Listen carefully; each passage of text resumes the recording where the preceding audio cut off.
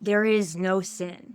I could have just killed 10 people and have been greeted this same way.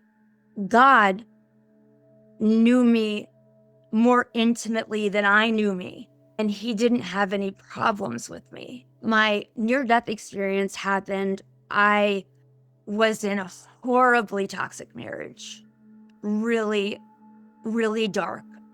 My body got really ill. That night, I knew I was going to die. And there was no drama. They're like, you have one chance. You have to get out of your body tonight and get help. I rolled out of my body. The second I rolled out, a huge portal appeared. No lights, no spheres, no singing. I was just floating in like wet, silent black velvet, terrified. And I thought, am I bad? What is happening? And before I finished thinking the first syllable, G, I immediately immersed in these diagonal, infinite, blazing golden rays. At the end of that, Jesus asked if there was anywhere else I wanted to go.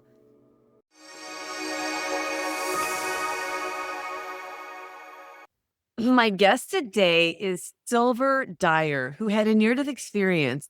And for 2 years after her near-death experience, she found herself lying to the people around her about her experience because she was afraid to be transparent and do what she promised to do, which was to talk transparently about her experience. And today she's going to share a couple of ideas that she has brought back that may be controversial if you have grown up with religion. And that is that there is no sin. And she had an experience with God where she was shown that she would have been just as welcomed if she had murdered 10 people that as she was being herself who had not led that kind of life.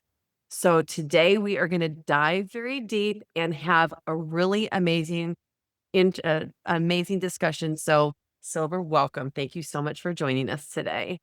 Hi, Lori. Thank you so much. We are definitely two peas in a pod, and I'm really excited to talk to you and your audience.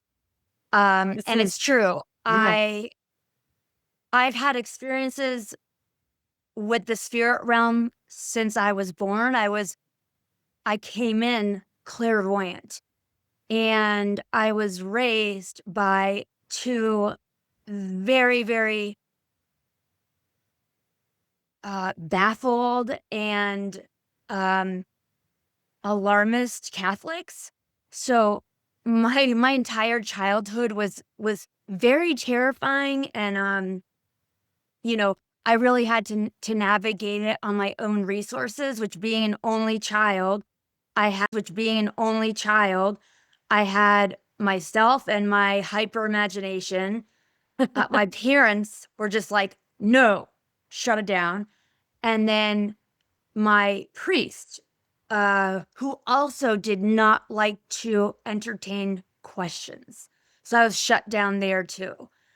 So really, I was working off of a combination of like what I saw in cartoons and what my own imagination came up with, because I've been seeing what we would call angels and beings from other dimensions and portals and watering walls. And, I'd be in seventh grade, geography and trying to pretend like I was focusing while the classroom walls all looked like the top of a swimming pool.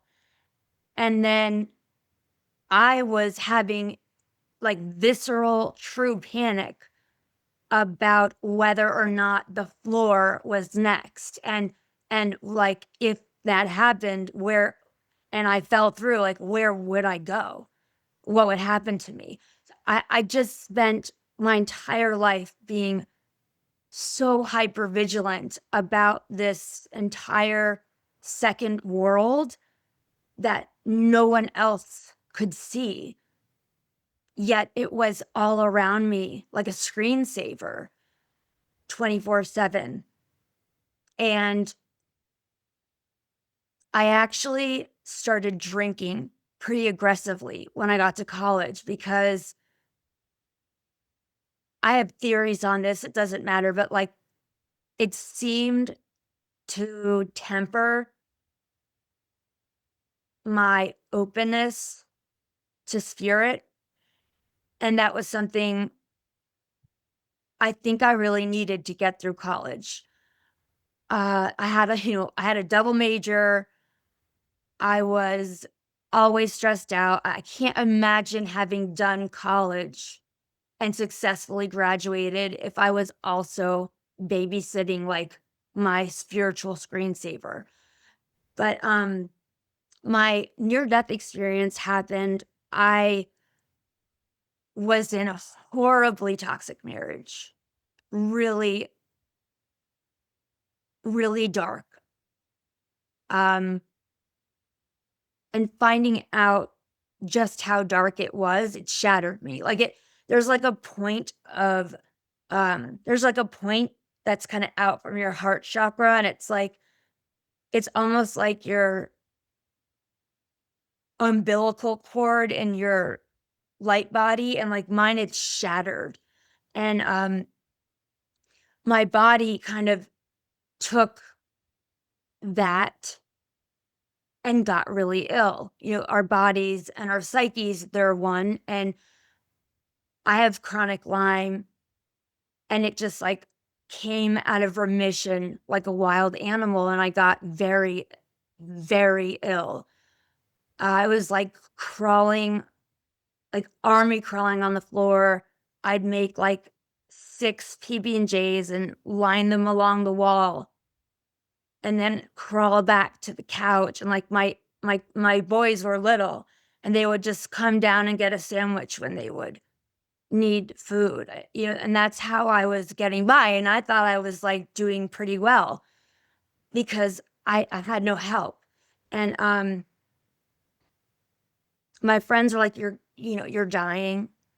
And I was like, no, I'm not. I knew I wasn't. I knew I wasn't yet. But one night, um, they they came over, and that night I knew I was going to die. And there was no drama. I just knew I was going to die that night. And I had tried everything for several years to get better. My children were at their dad's, and I just wanted my friends to leave so I could go upstairs, get in my bed, and go home. And they would not leave. They kept calling someone else to come sit with me. And I was like, come on, guys. So they finally left. And I started backwards crab crawling up the stairs, like with glee, because I was in so much pain. I was like partially paralyzed, in so much nerve pain. And it had been going on for so long that I had no life force left in me. And I was halfway up the stairs, and I'm very, I see things like in every different way you could ever imagine. And there's never any one way someone experiences clairvoyance or clairaudience. Like, I mean, just like the movies, you've probably seen a million different examples of what they call clairvoyance. And that's been my experience. The angels I've been seeing my whole life very rarely presented like the anthropomorphized, robe wearing, winged being. Usually, actually, and I've developed over the years like a very specific language for everything that I see and everybody that comes. And it's a huge like language I have down now. But I didn't at the time, but one of my guides took like a straw and blew a you know, you'd wrinkle the straw wrapper up, and they like blew it, and it hit me in the head. And I like looked up, and they're like, you have one chance. You have to get out of your body tonight and get help. And like I guess I would like I hadn't thought of that. I've astral traveled and remote viewed and done other things that I don't have names for my entire life, but I'd never done anything like that on command. So I was excited at first, and they're probably waiting for this, because I feel like half the time I'm told things, I like want to stomp my arms and be like, no. But I was like, I don't know how to do that. Like I don't know. They're I don't remember. I don't think they said anything. I think, and I was just like, okay, just go up there. They'll figure it out for you, you know. So I was like, okay. And when I had a bench to get up to my bed, and I was climbing up there, and as I was climbing up, they gave me instructions, because I really was like, I don't know how to just do that. It always just happened.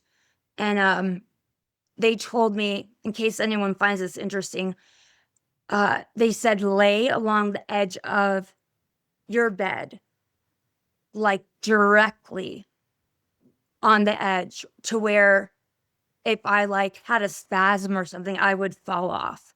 Like lay on my side. And they said, when you hit sleep's tipping point, roll out of your body. And by then, I'd gotten terrified again, because it was like the 3 millionth time I was in a situation that I was like, and then what? You know, like they didn't tell me, like, and then don't worry, we'll like send you like a celestial cab. You know what I'm saying? Like, I was like, well, what do I like? I felt like my whole life, these things were always going on. I knew never to even mention them, because they had been so dismissed, so aggressively dismissed. And I was just always terrified. But I did it, because I said to myself, you're not going to let yourself die if there is any possibility that you've not looked into, because you need to stay and help balance out the energy that my children's dad um, puts into raising them. Like I had, that was my ethos. And but I did what they said. I rolled out of my body, no problem, and terrified, because I was so cognizant of like just like we're talking. And I was like, and then like what? Like how do I get to Sesame Street? Like what? Like, and I had this quick thought, like maybe like I can like roam around the neighborhood a little bit, and I can like find like an off-duty angel and like get like a little hit, like a little bump of like juice. Like I didn't know what to expect, but it was interesting.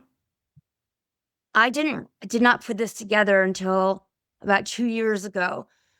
But the second I rolled out, a huge portal appeared right next to where I rolled out of my bed. And I realized like 2 years ago,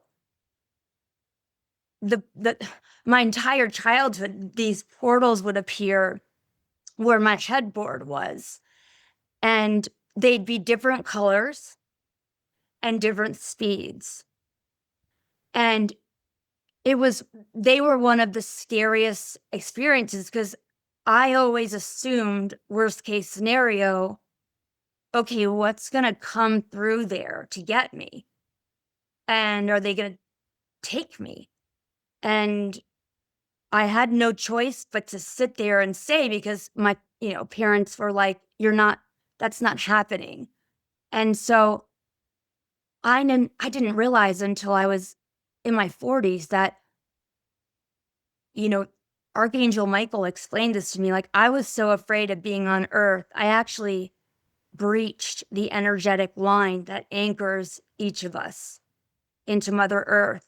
And every night, I would manifest those portals as my escape hatch because I felt so much safer in one of my subtle bodies than I did on Earth, where like I knew no one was supposed to be living in two different worlds at the same time. Because when you're in the realm of spirit, you fit in. And so I mean that's what I would do like every night. And so even though this portal looked like swirling charcoal, the kind of charcoal artists use, it was so dark. And I was a fully grown woman who had not reckoned with the dark yet because of my experiences growing up. So I'm looking at this and I'm like, are you guys still with me? Like, has there been a mistake? Because this looks like the last portal, in the universe that I want to go into. That looks like swirling black mess. Like, are you sure we ordered the right Uber? But it's like they always give me just enough, and they knew I was gonna do it. So I was, nobody answered me. I was like, what the hell's happening? But I was like, all right. And this was the fastest portal I had ever seen, to the point where like I knew I couldn't just go into it. And this might be just residue from living in a flesh 3D body, but I felt like I was going to get shredded if I just walked into it. And so I remember turning my body, and I don't think it was my astral body because I went very far, but I kind of slid into this like a knife blade. And then, no lights, no spheres, no singing. And I'm like, every other near death experience I've heard of, there's at least been a damn light at the end of the tunnel. So that was like 2 seconds or something. And then I was just floating in like wet, silent black velvet, terrified. It was immaculate silence. And, I thought like, am I bad? Like, what is happening? And so I just immediately said, out of reflex, just because I was so scared and thinking like, wait, am I a bad person? Like, why am I on this like black stew pot? But I said, God, please take me somewhere safe and good. I thought that. And before I finished thinking the first syllable, earlier than that, before I had finished thinking "guh," I immediately was like a tea bag immersed in these diagonal, every shade of gold that you can imagine, brighter than anything we've ever seen, in these like infinite blazing golden rays. And actually, I have not said this before, but I have a perfect memory of this experience. And like the very first thing I thought was, if I was in my body, my eyeballs would be like those eggs that fry on the sidewalk from like don't do drug commercials. I remember thinking that, being like, the only reason I can see this light is because I'm not using my actual eyeballs. Because it was like, there are no words for the brilliance of it. And I also knew that it was a consciousness. And I also knew that it was what a lot of people call God or Allah or source. And we had like a sweeping, in-depth,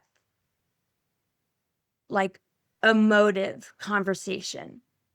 It wasn't even telepathy, at least not for me.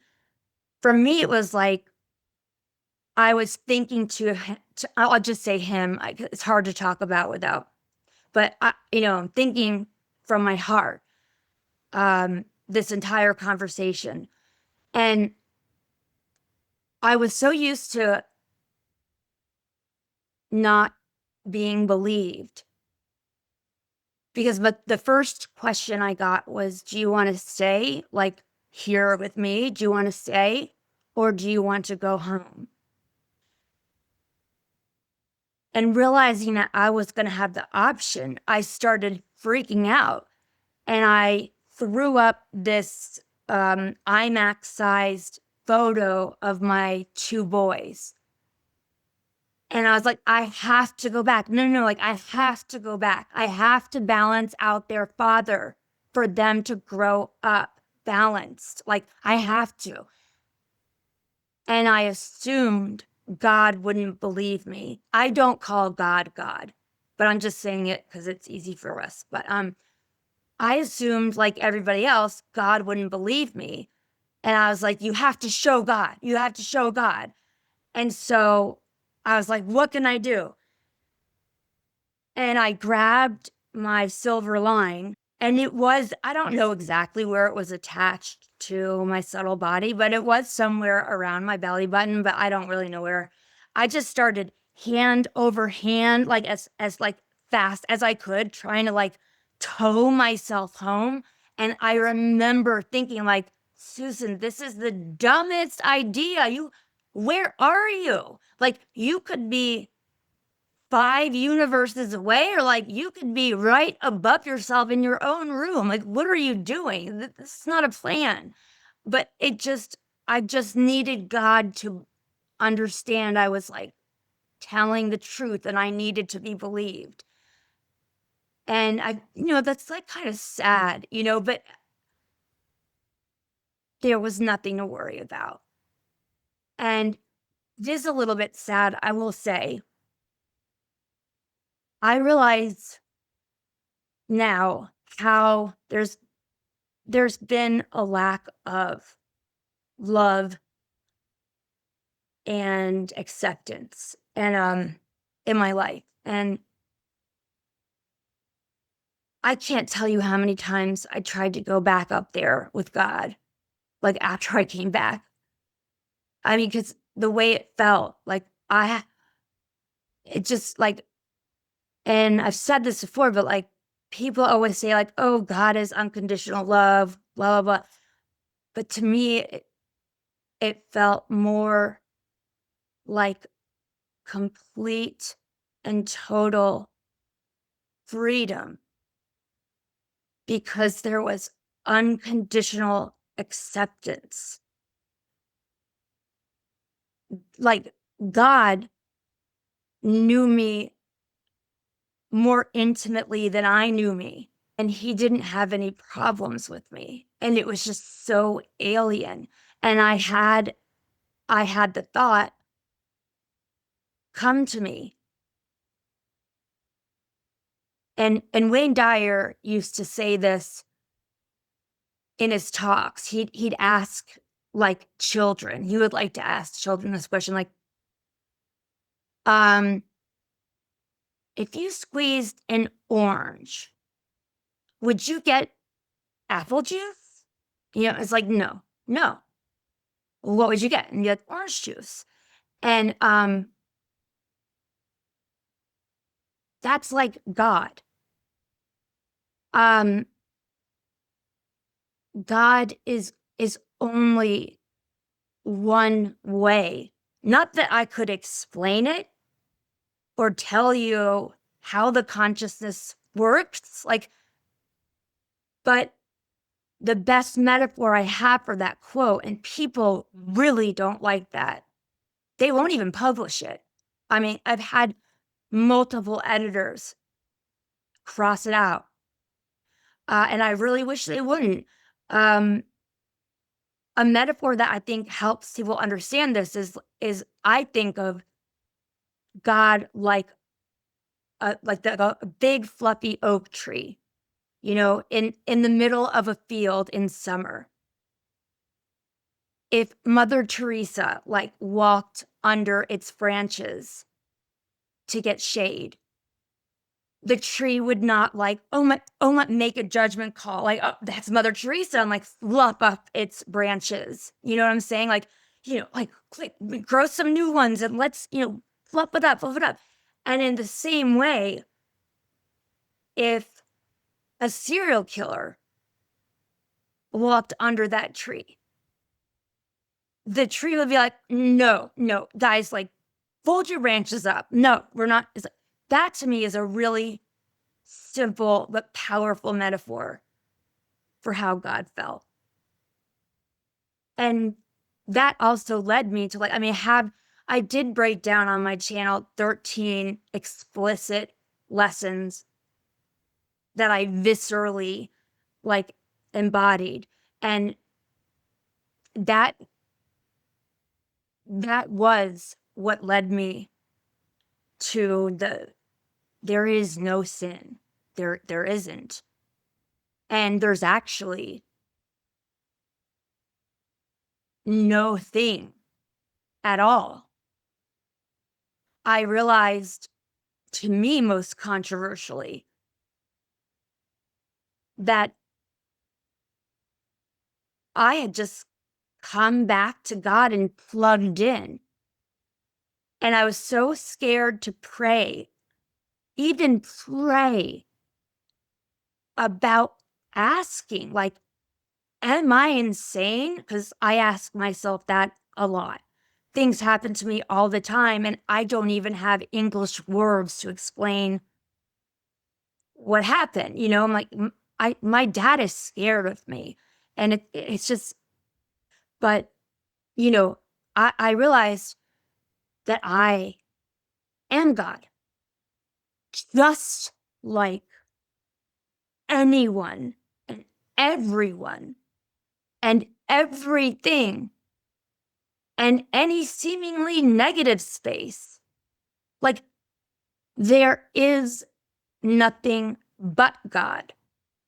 And it kind of is goes back to Wayne Dyer's hey, in this case, God is the orange, and we are the orange juice, and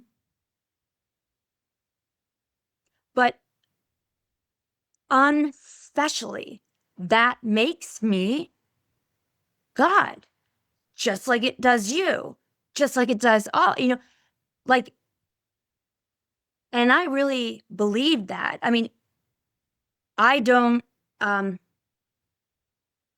it took me a long time to integrate that. That took me a very long time because it felt so, there's a word for it, the hubris, from what I've learned. It felt so sacrilegious.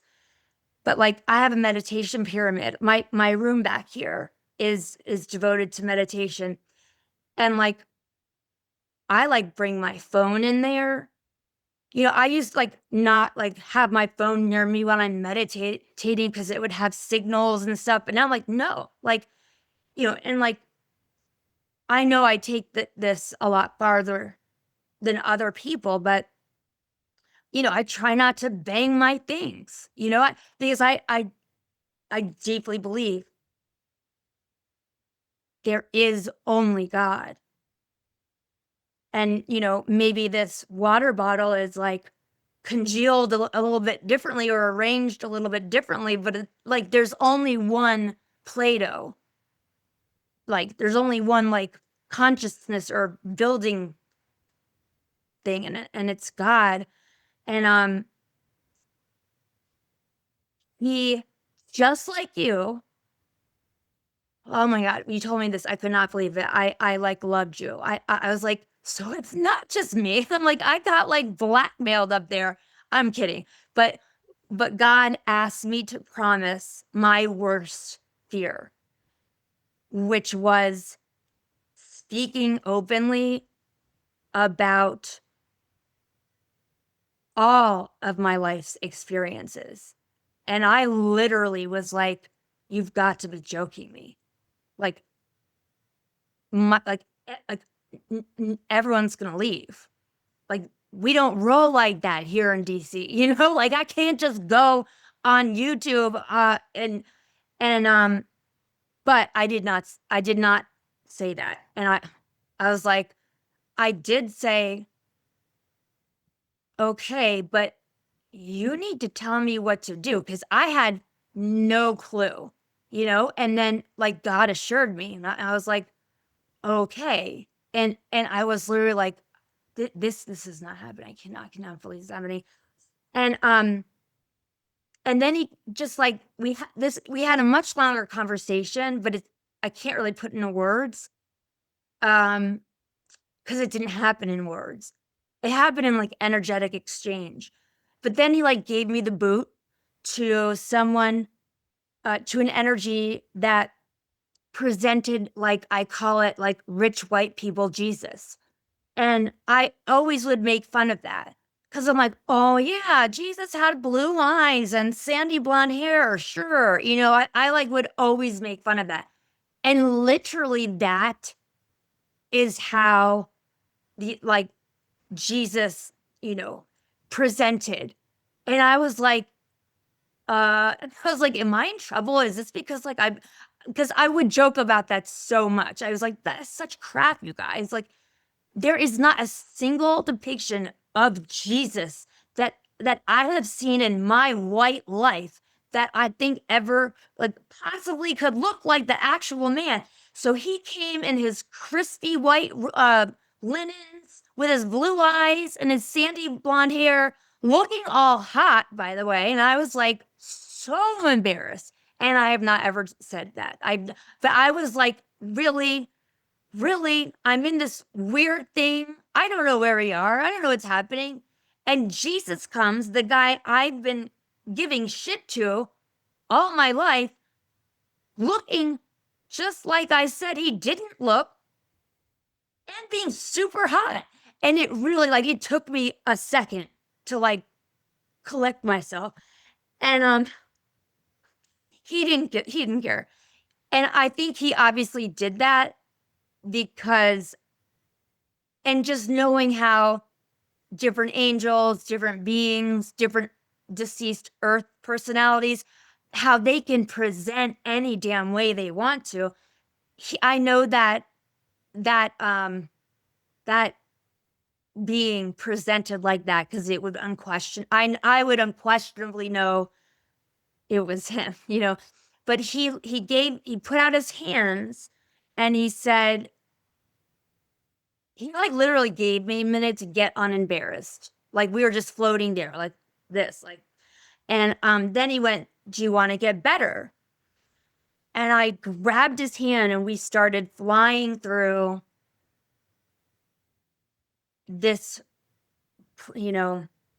massive portal of greens, every shade of green you could ever imagine.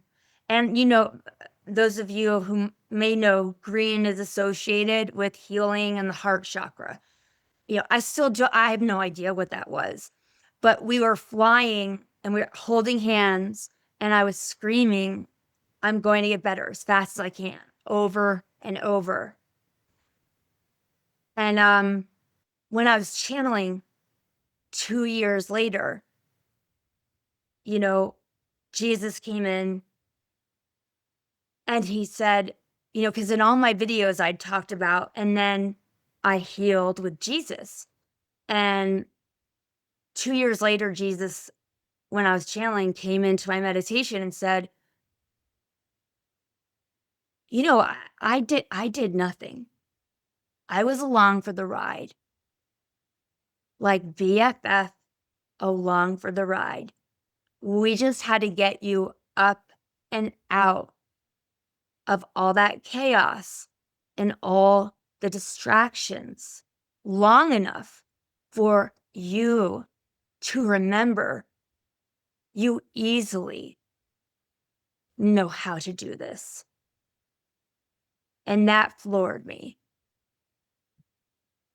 It I didn't talk about it for a long time either, because it still kind of felt like, "What? Like, it can't be true." And, but, you know, but it has to be true. You know, I'm not there. I've had experiences, other I've had another kind of like near death experience where I did kind of, I was able to prove to myself I can get to a point where I can not die. I was very thankful for that. And I know God, we're doing it together, but at the end of that, Jesus asked if there was anywhere else I wanted to go. And this is the part I left out of my videos for a few years. And by the way, like, everything I imagined would happen if I started yapping about my life and the things I've been through and seen and done and that have happened to me, like, it happened. Like, everybody was like, "Peace out." Like, so I was like, "Oh my God," and I wasn't gonna stop doing it because I'm not going out back on a promise to God.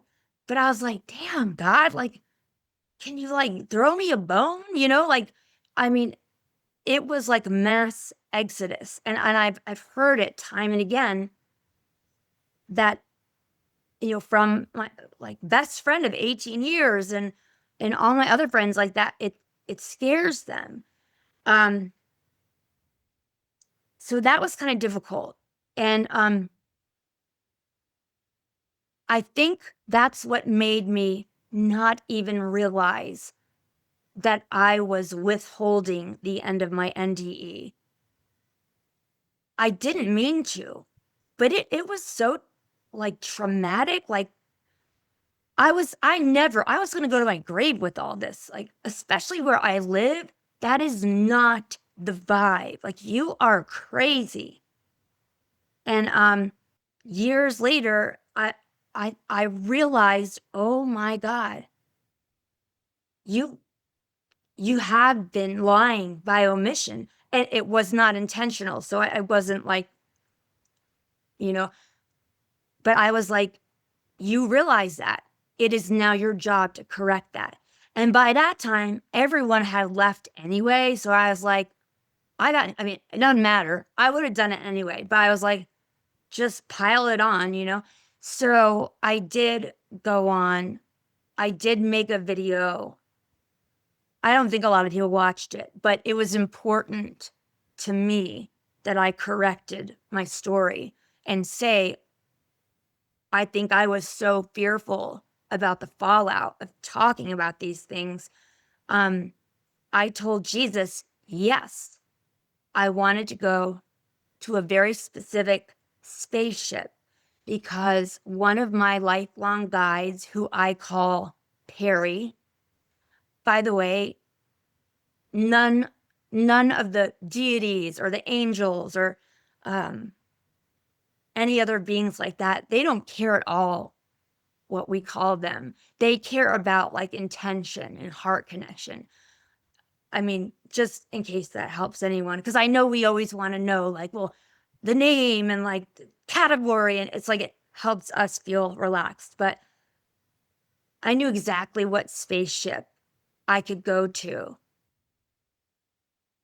in which Perry could, however this happens, could take form and I could hug him. And, like, that's all I could think about because I was healed. I was done. Like, I was like half paralyzed at the beginning of this whole thing. And at this point, I was not thinking about that at all. That was like in the dust, like, I had my walker downstairs and then my upstairs cane. And, like, that was, I was. And so there's no time. So it's the same thing. It's like, the second I like hearted to Jesus where I wanted to go, well, we were there, you know, like, and there was a small side hole on this big ship. I don't know, maybe it's for beings like me, you know? I mean, because it was like it would be like a really big door for us, you know? But it was not like some jaw that opened to let like a baby spaceship in. It was like kind of like, you know, a big human-sized door. But Jesus had me check. There was this placard on the ship hull. And I know people say math, the universal language, but I mean, it's crystal clear in my mind. I was reading from left to right symbols, almost like hieroglyphs. And they made perfect sense to me. And I remember the symbols. I remember what they look like. And I've never seen any symbols like the hieroglyphs. Like I've never seen anything to look like those shapes. But it was just like as easy as reading English. And I was like, yep, this is the right one. And like, boom, I was inside. And just from my experience, I've had the experience with many different kinds of beings and many different kinds of like time experiences and clairvoyant experiences where I believe that, you know, all my guides, you know, the ones I work with the most, they never give me too much. They never give me too much to the point where I'm going to be afraid or not enough to get something done. It's like they always make sure beings present themselves like, actually, this video got removed off YouTube. But I snuck it back on there recently, a couple months ago, and it hasn't been taken off.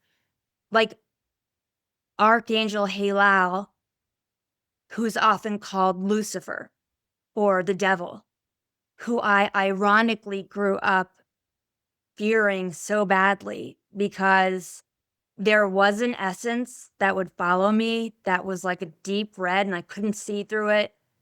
And it was slow and it was always there. I thought it was the devil from cartoons. And but I've actually met that archangel, Halal, and the way he presented to me, I've never shared this, but he presented to me like my least favorite colors are red and black. And he presented like a transformer when they're in their like robot shapes made out of red and black stalactites, no wings. I was sitting right here and he presented. I could not, I have a huge television here. I could not see the TV. And he presented like just grazing the ceiling. And my heart didn't speed up, which is how I know I don't need to be afraid. But I remember feeling really bad because I was like, what are you? And then I felt really bad. I was like, oh my God, did you just call a who a what? Whatever. But, you know, it was a symbolic way of presenting himself so that I would know who he was without scaring me. If that makes sense, you know? And so that happened when I was in the ship. They made or there was a 1950s NASA gift shop, and Perry literally could have been my father from the neck down to the brand of his shoes. But his face was the face of another dad-aged Caucasian man. And I knew that was Perry. And somebody had the audacity to be talking to him. And I keep thinking like that probably was to give me a minute to be like, okay, where am I? Why am I? But then I was like, get the heck out of there, man. I don't know how much time I have. Like, I don't live here. And so I pretended to be like looking at these like NASA keychains, like, but I was like, looking over. And finally the other, I don't know what kind of being it was, but they left.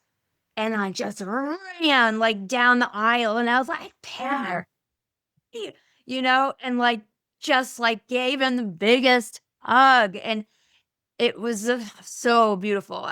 It was the best moment. Like I've never gotten to be like, I love you. Like I've always loved you my entire life. Like these spiritual beings are the closest, most loving beings. And to hug one, like, and have it be so real, like not even just not being able to see through them, but like to touch one, like, it meant so much to me. And then I woke up and I knew before I sat up, I knew that the cane, the walker, I didn't need it. I did go get my blood measured just to be sure, because they were going to start chelating my blood to get the iron out of it, because it was just pure iron. And my doctor came out all stunned. And at that point, I was still so giddy. He's like, I have no explanation for this, but your blood is 100% iron free. And I was like, I know what happened. I had near death experience. And he just looked at me and he was like, and then he just walked back. Like he did not know what to say. I feel bad for the guy. He's probably like, what? But that's it.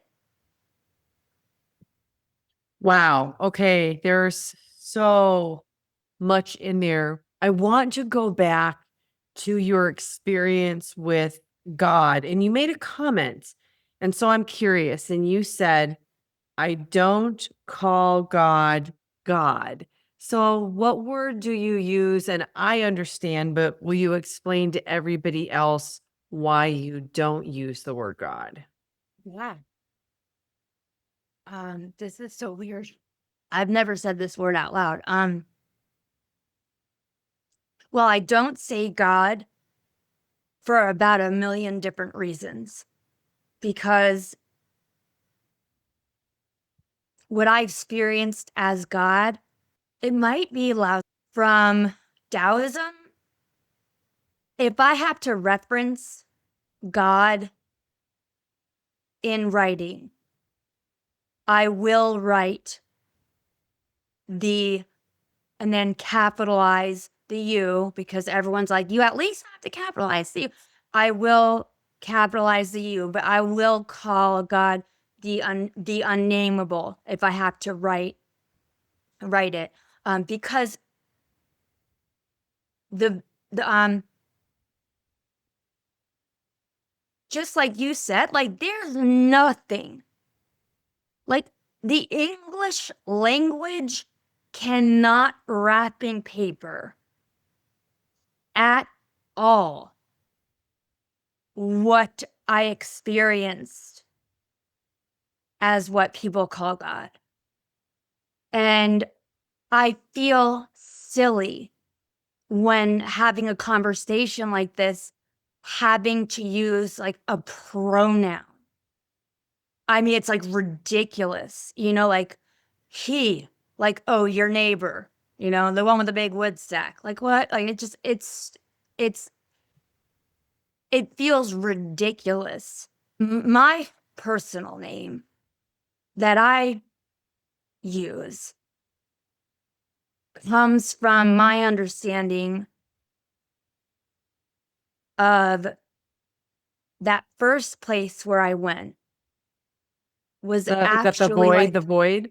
people call it the void. Yes. I think you called it silky or velvet It was like, blackness. wet velvet. Yeah. And at the time I was terrified of the dark. So I equated it with something bad. That space, as I personally have come to understand it, is the womb. So like I returned back directly. And that's why the portal was black. I returned directly back to the divine feminine. And when I called out, God, please take me somewhere safe and good, it was because it was dark. And so the divine masculine understood what I was saying. And I went from yin to the feminine, to the womb, to yang, to God, to the divine masculine. And I call the divine feminine, which is all that space, like that what we think of as God just has not yet manifested into, like kind of like canvas that's still blank, you know? I call that space Sophia. Sophia is kind of like a concept, and she has a lot to do with the divine feminine and the complexities of time, and kind of offers the grid or the structure for the divine masculine to come in and manifest into. And so I've made my own word for God out of how I understand it. And I say, I take the first God, and then I say Godja, Godia. The IA is from Sophia. So I say Godja 1, because I know it's one. But from how I can perceive it, from my perspective, it still kind of looks like there's negative space, like that hasn't yet been manifested into, but it's still all God, but not in the sense that it's the boy version. You know what I'm saying? Does that make sense to you? Yes, yes, yes. Okay. Yes, I love that you called the void that velvet, because you're not the first one who used the word velvety with it. It as a womb, because I think Deepak Chopra calls it the space of infinite possibility. It's like an infinite, the canvas that like just goes on, The and blank on, like canvas that you that said. just, gets that, Gaja 1, like experiments and explores and manifests and understands itself through. I can't believe I said that word out loud. That feels really weird. Well, nothing struck you, so I think we're in good No, shape. I know. I'm like, I'm like, of course, I'm like, oh my God, do something bad. Okay. But well, explain this then, because you mentioned it. You said that the reason it's split into the masculine and the feminine, again, I don't know if you're gonna have human words for this, but you said because of the complexity of time. Tell us what you understand about the complexity of time.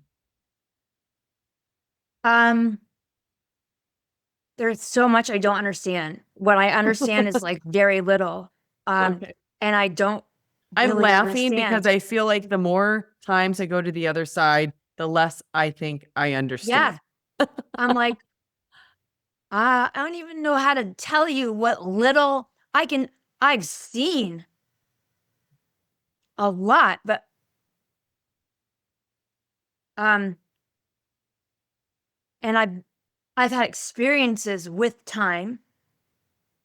I've I've stood up from this couch and I've suddenly been standing right behind a sofa, looking at the back of my head and my future partner's head in our house. But I wasn't astral traveling, and I was stuck behind this coffee table. And I was like, what's going on? And I like realized I climbed over the coffee table and I had to make all the movements I had to make to see in this house and be like, where am I? Chiron and Sophia are the concepts that like we've anthropomorphized or whatever that deal most with time. And I've seen it. They've like I did my thesis on time. I have been obsessed with time my entire life since I was a little girl. And I can share with you like I don't understand my experiences. I don't get it. I do have a friend. That sounds so bad. I do have a friend who I found who's like me, and we're both the same, where it's like we can tell each other all these things that happen, but we have no idea like how. The only thing I've been shown specifically where I've been guided out of my body and shown so that I understand, and it's going to be like this much, but from from outside of our dimension, and I don't know if it was the third dimension. I don't know if it was universes. I don't know the scale of what I was shown. Like when like I've like bought children's furniture before off like Amazon because I didn't measure it, and then I get it and I'm like, who ordered these little like elf chairs? It's kind of like that. So I don't know the scale of what I was shown, but it looked like so I was being guided over an infinite blackness, and then what looked to be a massive neural network with what looked to be pulses of electricity going through it. And then I was led close enough to see certain of the individual branches. And I think I might have been seeing, I think they then brought me down to the level of a lifetime because I could see all the decisions and I could see which branches still were being served this electricity versus like there was like one pod that was just like a pod and it looked not dead like in a bad way, but in like it looked deactivated. Like almost like when you're doing something with a computer and it's grayed out. It's there, but you can't do anything with it. yeah. And it's like, I remember thinking, oh, so that was like a blip. Like that was like a blip. And then the person like really moved on, and like it wasn't like it was enough to like form a pod, which could have grown out to like a branch, which could grow out to a limb. You know what I'm saying? But like depending on decisions and where we're at in our spiritual fitness and how it affects the full lineage. Um, Well, so again, let me ask you about the neural network we were looking at. I want to make a clarification before you go on anymore. Was this neural network your specific life decision tree? Was it the collective? What do you think you were looking at? no, none of it was personal. And that's what I don't know. I don't know to what scale it was when I was high above it. Like, was it the human collective? Was it all the planets? Because there are other planets like ours in this dimension. Like, I couldn't tell you, but I know I was taken close enough, like almost like like I felt like I was working with like an alive cadaver in medical school. They were because like they were trying to show me like the energetic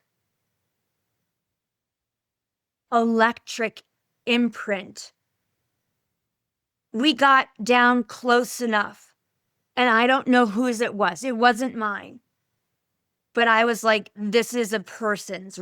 At the end, I was like, oh, now we're at one person's. And that's where like I saw that like deactivated pod, that the trunk, it was not feeding any more electricity there, so it just deactivated. But there were other, you know, thriving branches, or I'm trying to compare it to a tree, like, or even limbs. And then there's other like twigs, that there could be like two twigs that are the same, and one's deactivated and one's still being fed or still getting the electrical pulse. And I did notice the the pulses of electricity. And this makes sense with what you and I believe, that animating it, and it was like waves of electrical pulses. They were not like, oh, this pulse goes to this tree and this. It was not like that. It was like waves of electrical pulses fueling all, which makes sense. Do you know what I'm saying? It's like, because it is all one. It's not like they were different colored pulses for different ethnicities, or like something crazy and human like that. It's like, no, that was some type of Gaja one formation of energy that animates us as we utilize free will. Oh, interesting. Can we go back to your encounter with Jesus for a minute? And I'd like to understand how he communicated with you. And then when he asked you where you wanted to go and you decided, how did you travel there? There was never, ever traveling. Mm. Everything went Like, remember how I said by the time like I heart thought, I was with God. And that was like, I was so terrified. I remember that down to the second because I was like, oh my, thank God. Like, because I wanted to add it there yesterday. So when I all of a sudden was like in this loving, conscious sun, and I hadn't even finished thinking the one syllable word God, like I remember that. With Jesus, when we were doing the same talking, where it was almost like Care Bears, but from the heart. Like, I didn't feel like I was think talking. I felt like I was heart talking. Um, and that's how Jesus and I communicated. And when I told him where I wanted to go, it was the same thing. Instantly, we were floating. So we immediately were by the comparatively tiny side door in the hall with the symbolic placard, which explained that placard explained where, like from where the ship came and what its mission was, and the kinds, how do you call it, the species or the like kinds of beings um that are aboard, that are like running the ship, you know. Okay, so if we have beings that are on a ship somewhere, are they of God also? And what do you think their purpose is? Because you said on the placard, it stated what their purpose is. Can you remember? Yeah. This ship's purpose was, and these are the ships I still visit astrally to try to help. They are like galactic anthropologists. Hmm. And a lot of the a lot, like I have a guide who is a mantis being, and they are incredibly intelligent. However, they're non-sentient. So they run on logic, not emotion. And there are so many beings who are non-sentient. I realized God was non-sentient, and that shocked me because I was like, how can something be this perfectly and unwaveringly the way it is? And then I was like, duh, God is all the spectrums from sentient to non sentient. And so I think a lot of humans get really afraid when they encounter a non sentient being because there's nothing to hook onto if you don't understand how they show care. So it was one of the ships in Table's fleet. I call them tables, that's always on a table. Like, so I named it when I was like 3. So, but and it was one of the galactic like anthropologist ships that they kind of try to like gather intelligence about life in every universe, but they're especially interested in the sentient beings like us. And so I'll go up there sometimes, for example, and Table will ask me to role play, like breaking up with a boyfriend, like, and they'll study it. You know, they don't like, they're so interested in that, any kind of an emotional exchange, because they're all logic. They're yeah, this might be a little off topic. It's okay. I'm curious though Yeah. if they're watching you or experiencing you and your role playing, why wouldn't they just see it in real live action with somebody who's having that experience on Earth? I don't know, because they do that as well. Okay. So I just know up there, it's like crazy controlled. Like the data that they set, and like I can choose my partner, and they're very, very specific situations that I think they like, because they've been with me my whole life. Um, and I first of all, they do have a tendency to stick with families over the years. I've noticed that. Um, but I think it's because it's a much more controlled environment, and like they still need to use technology to like come down here. And it when we're up there, and I believe that I obviously signed up to do this before I incarnated, but like when we're up there, they don't have to worry about any of that. They can just really study, they can set the parameters, and like um you know they don't need to be the only thing they need to do is like, and different beings have different ways of manipulating time, because I've also been I no longer have any connection with them now. But I also have been on a terrible ship, since I was, you know, my whole life until a couple years ago.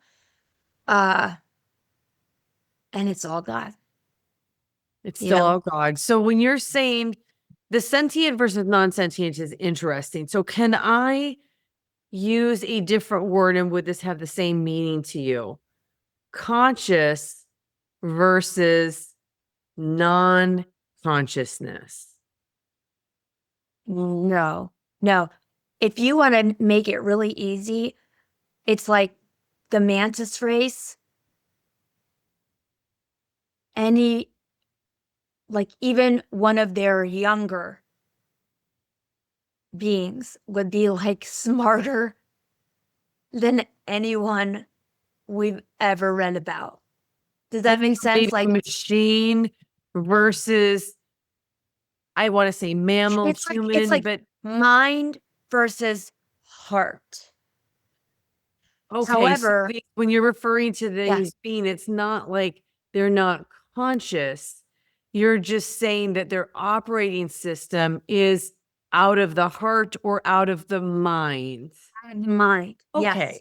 Okay. That makes more Yes, sense exactly. They're because not then, machines, but they so, have a different operating system. okay. This exact way. That's perfect. Because when you talked about God being on those spectrums, I understand what you're saying now. This is the spectrum of the heart versus the mind, not a machine Right. versus a fully Yes. Yeah. I'm so glad you human. asked that.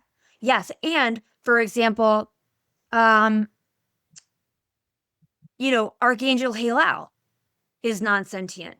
Like not even all the archangels that we know of are all sentient. It's like, um, and I have trouble sometimes, like with Mother Mary, like she is so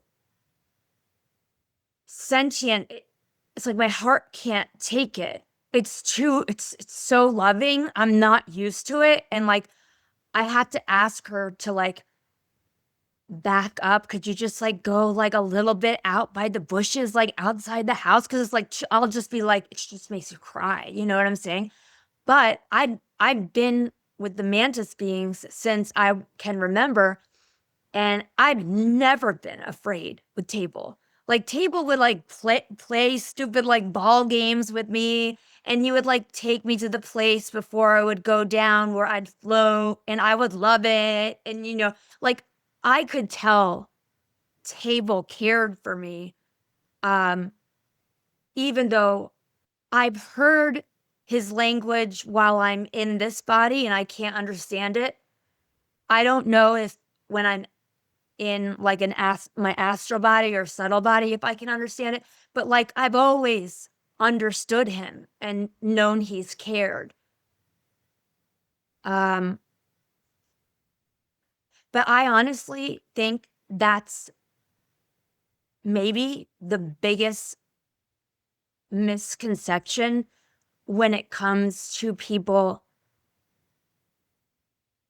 saying that they've been abducted and that they've been afraid.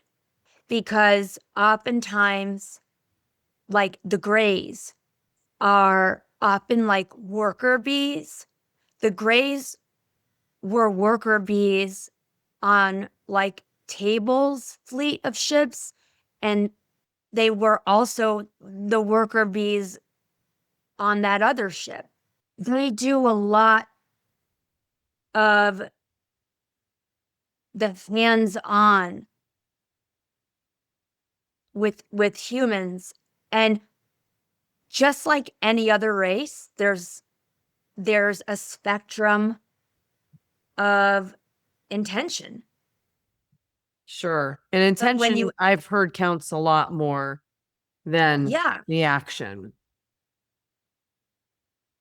but even if they have good intention, like when Table would have Grays would come to check on me pretty regularly.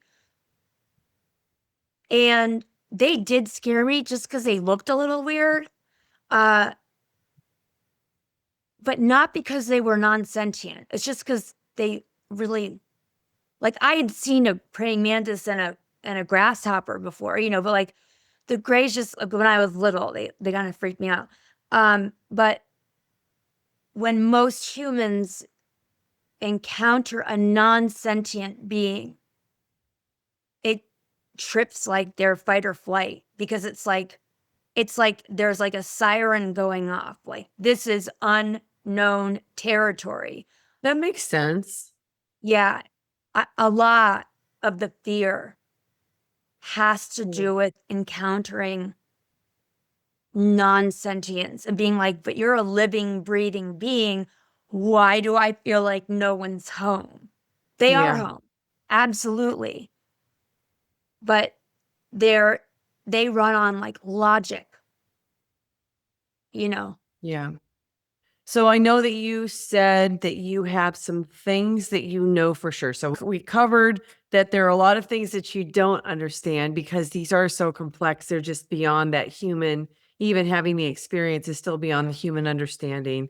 But there are certain truths that you hold now that you didn't know or have before. But which ones would you like to share, do you think are the most important for people to understand? And tell me why. But yeah, I guess I would say I've never talked about this because this is the area I get most self-conscious about. Um, I know for sure that all is one, and that one is whatever you want to call God. But I also know there are like what we would consider very scary, like atrocities going on. And that too is God. And I believe, and I've been shown that before we incarnate, it's almost like me and my football team huddle up around an architect's table. And we, and I'm talking like, I mean, again, I don't understand the time thing, but this involves everybody from acquaintances to people who might have, molested me to,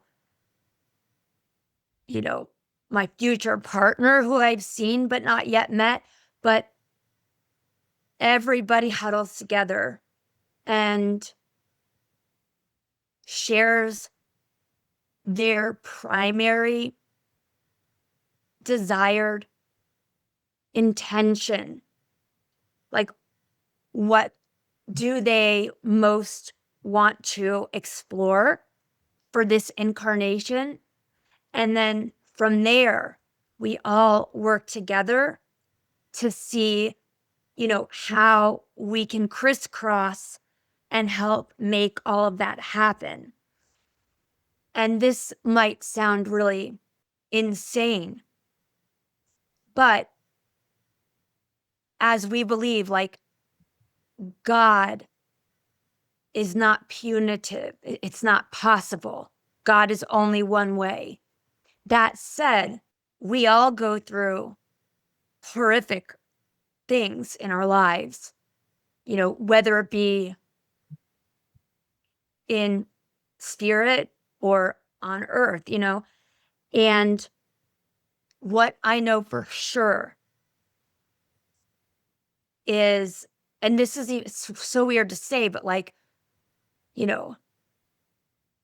I've been molested a couple times. My former husband was just, it's like incomprehensible, like what happened there. And my relationship with my parents, like, I know for sure is that both your absolute best friends, and even more so, the people who have hurt you the most, even more than your best friends, are your closest soul family. Because only your closest soul family would be entrusted to carry out something that you have agreed to take part of. That would never be left to somebody that's not from your same, oversoul. And that's really hard to stomach when you think about it, like, that's something I've not totally integrated into my heart yet. I had for my ex-husband, but when I think about some other circumstances, I'm like, well, I can't wait to meet these people when I die, because I have some questions, I want to clarify some things. Did you take it too far? You know what I mean? Like, did free will I want overtake, to know, or like, was it part of the was plan? it supposed to go down like that? Like, Right. because that was not even imaginable. I mean, I'm talking about like a priest. I'm talking about this other spaceship. I'm just like, what was supposed to have happened? I know you didn't underdo it. Just wondering, did you overdo it? Like, because like some of this, especially with the spaceship, like, I will never, it's like I cannot unsee it. I can, you know, I've been fired by like several dentists. I've had dentists be like, I will only treat you if I prescribe like a Valium or a thing, like it's like in my body. Um so yeah, I've got questions. I've got questions. But I also know I've died. I don't know the exact amount of times, but I know I've died like 7 to 15 times. I don't have immediate recall of all those times, but the ones that I do, I mean, it's like out of a like a horror movie. And like Table in particular, Table Ship has acted like my ambulance. Like he's always monitoring me. And whenever I would be hurt, I'd immediately, like, I'd be returned, they would stitch time, I'd be returned, then Table would immediately take me back, and like other beings would come in, sometimes like elders, I don't know, of robes, like, my consciousness would be off to the side, and my like exploded maimed body would be on Table's table, and I'd be just watching, and like he's saved my life. And God, along with these elders and Table, there's often a conversation like, is she, I don't know how to explain it, but like, am I holding all of this in, what I'm experiencing, enough to go back to be made alive again and not be like drooling in trauma? And I think because it's been happening to me since day one, like nothing's ever gotten me there. And I've always been put back together. And and I know how this sounds. Um, but I mean, these are like my direct memories and experiences. Well, I want to thank you so much for being brave and vulnerable enough to share them because I know it takes a lot to put this out there and you are honoring what you were asked to do directly by God. So thank you for wanting to be super candid today. And I would imagine that people who are watching would love to connect with you. You have such a beautiful heart, a beautiful spirit. I feel like you're very sincere in what you're sharing. So tell everybody how they can connect with you. Thank you. Yeah, I've never, I've never, I honestly, you asked me this earlier. I've never said any of that. I said it to my friend, and I've actually told him, yeah, this chapter will be something I never say. So I don't know. I guess it just felt right. But you can find me at rogueyogi.com and on YouTube and most other platforms. It's Rogue Yogi Official. But like I have a monthly meeting for women, a Sacred Heart meeting that we do each month on Patreon. If anyone finds that like they would like to have it's like we do this. We may have a topic or we may not. Um, and we just have like a 2-hour chat once a month. And I really appreciate everybody listening. Thank you for taking that in. I know it's kind of a lot, but I really appreciate it. So your YouTube channel, though, you post some videos there. What's the name of the YouTube channel? Is it the Yogi Official? It's Rogue Yogi Rogue Yogi Official. Official. Okay. Okay. I just want to make sure, clarify. I'll put all this in the show notes. Well, Silver, this time has gone very fast. I know. I'm really freaking out. Why? I feel like I said too much scary stuff. Well, I can. So this is just between you and I. I can edit anything we want. You think about it and you tell me what you want, what you don't want. I want you to sleep on it and think about it and then get back to me. I'll honor whatever you want to do. Doesn't matter to me. It's not Can to for I me. It's not ask about you, fictional like, anything. what do you, what We'll is, talk after we finish. I'll stop. Let me get through oh, the oh, pretty. sorry. Otherwise, I have to edit all this. Well, Silver, I want to thank you so much for coming on here and to being brave enough to talk about everything that you shared because you and I have the same objective. And I want to thank you for what you are doing to help wake up the collective. It is so needed right now. Agree.